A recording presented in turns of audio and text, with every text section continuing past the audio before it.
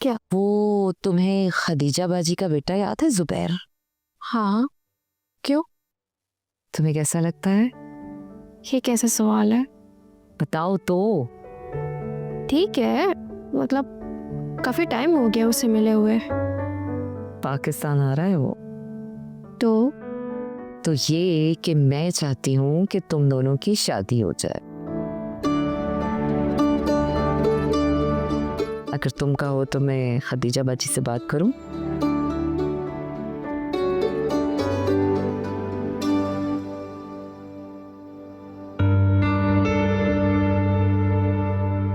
अच्छा, मुझे एक बात बताओ, खदीजा पुप्पो का बेटा जुबैर तुम्हें कैसा लगता है?